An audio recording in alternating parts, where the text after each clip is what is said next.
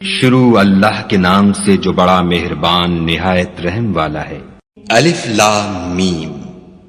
اس میں کچھ شک نہیں کہ اس کتاب کا نازل کیا جانا تمام جہان کے پروردگار کی طرف سے ہے۔ کیا یہ لوگ یہ کہتے ہیں کہ پیغمبر نے اس کو از خود بنا لیا ہے؟ نہیں، بلکہ وہ تمہارے پروردگار کی طرف سے برحق ہے، تاکہ تم ان لوگوں کو ہدایت کرو جن کے پاس تم سے پہلے کوئی ہدایت کرنے والا نہیں آیا، تاکہ یہ رستے پر چلے۔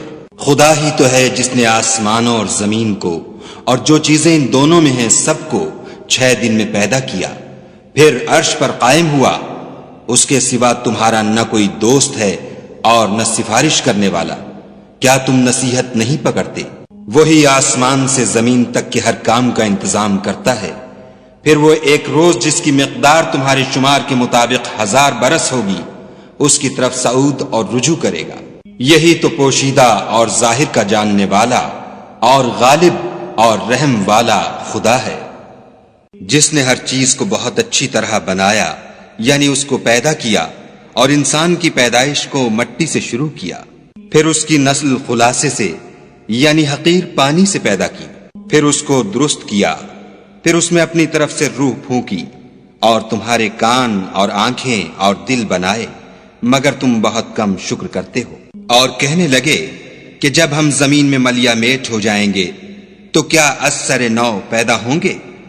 حقیقت یہ ہے کہ یہ لوگ اپنے پروردگار کے سامنے جانے ہی کے قائل نہیں۔ کہہ دو کہ موت کا فرشتہ جو تم پر مقرر کیا گیا ہے تمہاری روحیں قبض کر لیتا ہے، پھر تم اپنے پروردگار کی طرف لوٹائے جاؤ گے، اور تم تعجب کرو جب دیکھو کہ گناہ گار اپنے پروردگار کے سامنے سر جھکائے ہوں گے اور کہیں گے کہ اے ہمارے پروردگار، ہم نے دیکھ لیا اور سن لیا، تو ہم کو دنیا میں واپس بھیج دے کہ نیک عمل کریں، بے شک ہم یقین کرنے والے ہیں۔ اور اگر ہم چاہتے تو ہر شخص کو ہدایت دے دیتے، لیکن میری طرف سے یہ بات قرار پا چکی ہے کہ میں دوزخ کو جنوں اور انسانوں سب سے بھر دوں گا۔ سو اب آگ کے مزے چکھو، اس لیے کہ تم نے اس دن کے آنے کو بھلا رکھا تھا۔ آج ہم بھی تمہیں بھلا دیں گے، اور جو کام تم کرتے تھے ان کی سزا میں ہمیشہ کے عذاب کے مزے چکھتے رہو۔ ہماری آیتوں پر تو وہی لوگ ایمان لاتے ہیں کہ جب ان کو ان سے نصیحت کی جاتی ہے تو سجدے میں گر پڑتے اور اپنے پروردگار کی تعریف کے ساتھ تسبیح کرتے ہیں اور غرور نہیں کرتے۔ ان کے پہلو بچھونوں سے الگ رہتے ہیں، اور وہ اپنے پروردگار کو خوف اور امید سے پکارتے، اور جو مال ہم نے ان کو دیا ہے اس میں سے خرچ کرتے ہیں۔ کوئی متنفس نہیں جانتا کہ ان کے لیے کیسی آنکھوں کی ٹھنڈک چھپا کر رکھی گئی ہے۔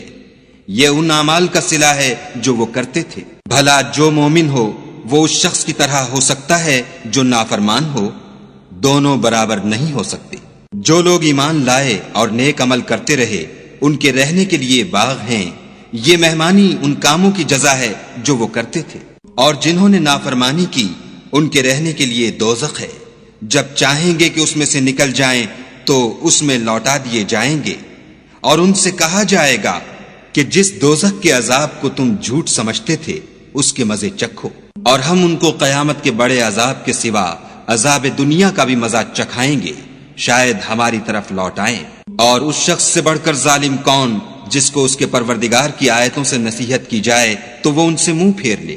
ہم گناہ گاروں سے ضرور بدلہ لینے والے ہیں۔ اور ہم نے موسیٰ کو کتاب دی تو تم ان کے ملنے سے شک میں نہ ہونا، اور ہم نے اس کتاب کو یا موسیٰ کو بنی اسرائیل کے لیے ذریعہ ہدایت بنایا، اور ان میں سے ہم نے پیشوا بنائے تھے جو ہمارے حکم سے ہدایت کیا کرتے تھے جب وہ صبر کرتے تھے اور وہ ہماری آیتوں پر یقین رکھتے تھے۔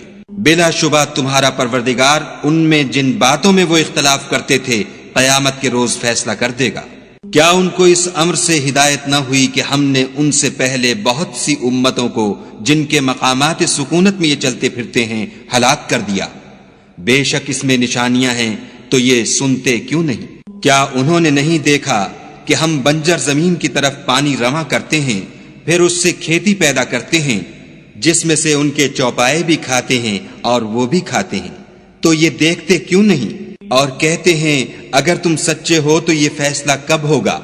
کہہ دو کہ فیصلے کے دن کافروں کو ان کا ایمان لانا کچھ بھی فائدہ نہ دے گا، اور نہ ان کو مہلت دی جائے گی۔ تو ان سے منہ پھیر لو اور انتظار کرو، یہ بھی انتظار کر رہے ہیں۔